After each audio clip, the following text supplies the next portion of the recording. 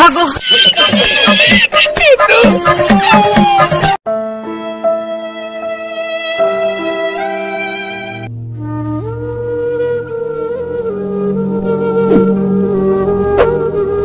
আরে লাদেন ভাই, সাদা কুকুর কেমন আছে এখন? অপারেশন এখন চলছে।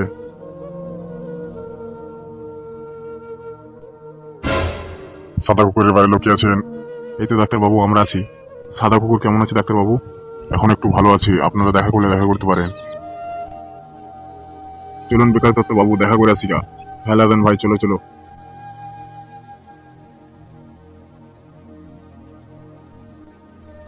সাদা কুকুর কেমন আছিস এখন? কে বড় ভাই? হ্যাঁ রে, আমি। এখন ভালোই আছি বড় ভাই। তা হঠাৎ করে তোর এরম কি করে হলো রে? আরে বড় ভাই, হামসাফারের কাছে তোমার দেয়া সেই পিস্তলটা আছে, এই পিস্তলটা দিয়ে আমাকে গুলি করে দিয়েছে। আরে লাদেন ভাই, তুমি থাকতে এটা কি করে হলো? আমি তো বুঝতে পারিনি বিকাশ ভাই ওর কাছে পিস্তল থাকবে। মাথা নষ্ট, এমন আমার প্রচুর কষ্ট। হামসাফার, তুই আমার অন্তরে আঘাত দিয়েছিস, তোকে আমি ছাড়বো না। লাদেন ভাই, যত লোক লাগে তুমি নিয়ে এসো, ওই হামসাফারের লাশ আমার সামনে চাই। ঠিক আছে বিকাশ ভাই, কালকে সকালে আমি লোক ঢুকিয়ে নিচ্ছি।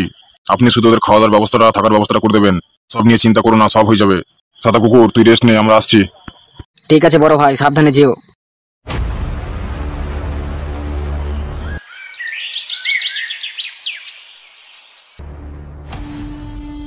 কয়ে চালটা নিয়েছি, রান্নাটা কি করগা? যা, রান্না বান্না পরে হবে, আগে বলো তুমি কোথায় ছিলে? আমি যেখানে খুশি সেখানে থাকবো, তোর কি? তা আমাকে বিয়েটা কি করতে করেছিলে শুনি? ভাই এত ঘাম ভাঙ গুলো হয়। মায়ের বসালাকে বদনাম করে দেখবি? তোকে মারবো কাটবা। তুই কখন এটা বিয়ে দিতে বলছিস না? তুই বিয়ে দিছিস আমাকে? এই কাকে আমি জন্ম দিলাম গো? ও তুমি ছেলেটা গরম করছো কেন? না হয় ওরম করবো না, তোকে পুজো করবে। এটা বাজারটা এখানে রাখলাম, আমি এসে ভাত খাবো, কিন্তু তাতে রান্না বান্না করে রাখবি। হ্যাঁ বাবা, আমার তো বিয়ে দিলে আমার তো। তুই বসে থাক, তুই কত বিড়ি খেতে পারিস আমি দেখছি। তার আসার সময় তোর জন্য বিড়ি কিনে নিয়ে আসছি। মনে করছো না বেটে কিনে আসবে না? তো আমি বুঝলি কালু ভাই, আমাদের সবসময় রেডি থাকতে হবে। কখন এমএলএ লোকজন এসে মধ্যে মেরে চলে যাবে, আমাদের সবসময় বোম গুলি নিয়ে রেডি থাকতে হবে। সে তো থাকতেই হবে, বোম গুলি সব রেডি আছে। আসুক না এমএলএ লোক, মেয়েরই উড়িয়ে দেবো। বলছি ফুটু ভাই, আমাকে একটা পিস্তল দিও, আমি একটু মারবো। বৌদি, হামসাফারের খবর কিছু পেলে? না এখনো পাইনি, শুনেছি সাদা কুকুরকে গুলি করে কোথায় পালিয়ে গিয়েছে। তাহলে এমএলএ দল থেকে হামসাফার সরে গেল। তাহলে শুধু পড়ে আছে এখন সাদা কুকুর। না ফুটো, নতুন একজন যোগ দিয়েছে শুনছি। নতুন আবার কে যোগ দিয়েছে রে? শুনেছি উত্তর দিনাজপুরের এক মাফিয়া গুন্ডা, লাদেন নাম, ওই সে যোগ দিয়েছে। শালা শেষ হয়েছে না রে, একটা একটা করে মাছ আর একটা একটা করে যোগ দিয়ে দিচ্ছে। যাই হোক করে হামসাফারকে আমাদের দলে টানতেই হবে। কিন্তু কিভাবে টানবো, ওকে তো খুঁজেই পাওয়া যাচ্ছে না। খুঁজে তো পেতেই হবে। বৌদি, তোমার কাছে হামসাফারের নাম্বার আছে না? হ্যাঁ আমি ফোন করেছিলাম, কিন্তু ওর ফোন সুইচ অফ বলছে। ঠিক আছে বৌদি, ও যদি ফোন ধরে ওকে আমাদের ডেরায় আসতে বলবা। আচ্ছা কালু, তুই এখানে থাক, আমি বাইরে পরিস্থিতিটা দেখে আসি গা। আচ্ছা ঠিক আছে, যা। বলছি ফুটু ভাই, আমার জন্য কিছু খাবার নিয়ে এসে তো। হ্যাঁ শালা কত খাই, হ্যাঁ সারাদিনই তো খাচ্ছিস আর ঘুমোচ্ছিস, কোনো তো কাজ নাই তোর। মন বলে না ফুটু ভাই, দুটো খেতেই তো চেয়েছি। আচ্ছা ঠিক আছে ঠিক আছে, নিয়ে আসবো, তুই এখন বসে থাক এখানে। কালো, আমি চললাম, তুই মালমালাগুলো সাবধানে গুটিয়ে রাখ।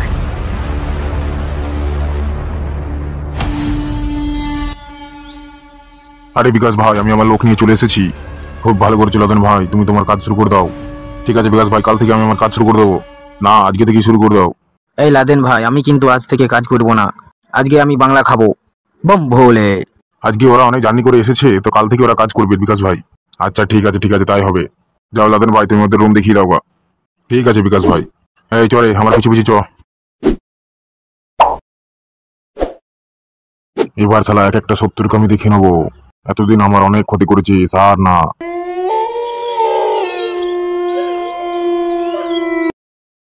না, এখানে এইভাবে বেশি দিন থাকা যাবে না। মাঙ্গানা বেগমকে কলটা করে দিই, বলি কালকে আমরা পালিয়ে যাব। হ্যালো। হ্যালো, কে হামসাফার? হ্যাঁ আমি হামসাফার বলছি। মাঙ্গানা বেগম, তুমি কোথায়? আগে বলো তুমি কোথায় আছো? আমি এই জঙ্গলের মধ্যে একটা ঘর আছে, ঘরের মধ্যে লুকিয়ে আছি। যেটা বলার জন্য ফোন করেছি, কালকে তুমি আর আমি এই গ্রাম ছেড়ে পালিয়ে যাবো সকালবেলা। আচ্ছা ঠিক আছে, তোমাকে আমি একটা জায়গা বলছি, তুমি সেখানে চলে এসো। হ্যাঁ বলো, কোথায় যাবো আমি?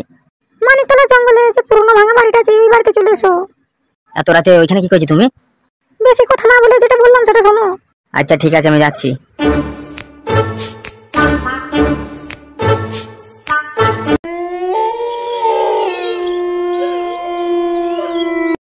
কি গো, ফুটো ভাই কখন আসবে?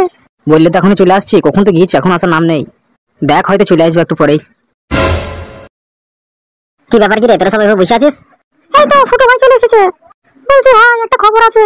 কি খবর বৌদি? হামসাফার আমাদের ডেরায় আসছে। হামসাফার আমাদের ডেরায় আসছে। ওকে আমাদের ডেরার খবর কে দিল? আমি দিয়েছি। ওকে ডেরার খবর দিতে গেলে কেন? ও তো আমার শত্রু। ফুটো ভাই তুমি বুঝছো না। কাকা ভাই, আমরা এখন এমএলএ শত্রু, হামসাফার এখন এমএলএ শত্রু। তাই হামসাফারকে আমাদের দলে টেনে নিয়ে আমাদের দলটা ভারী করতে হবে। আরে বাহ বৌদি, তোমার তো হেভি বুদ্ধি।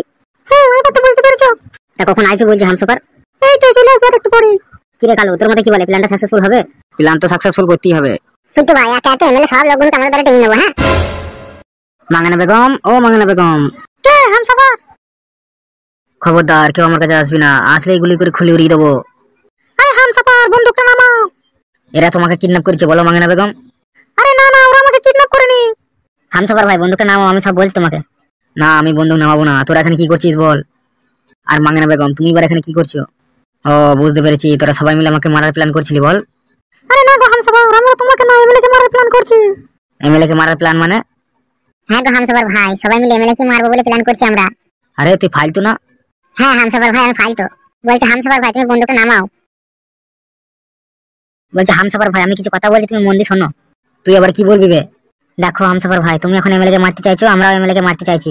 মারতে তোকে হবে, নাহলে শালা তো আমাদের মেরে দেবে। হ্যাঁ সেইটাই বলছি, তাহলে চলো আমরা সবাই একসাথে কাজ করি। একসাথে কাজ মানে? একসাথে কাজ মানে তুমি আমাদের সাথে যোগ দাও। কথাটা তোলে ওরা খারাপ বলেনি, আমি একা তো এমএলএ কে মারতে পারবো না, এরা সবাই সাথে থাকলে সুবিধা হবে। কি এত ভাবছো হামসাফার ভাই? ঠিক আছে ফিটু, আজ থেকে আমিও তোমাদের সাথে কাজ করব। সত্যি বলছো হামসাফার ভাই? হ্যাঁ সত্যি বলছি। তাহলে এসো আমরা হাত মিলাই।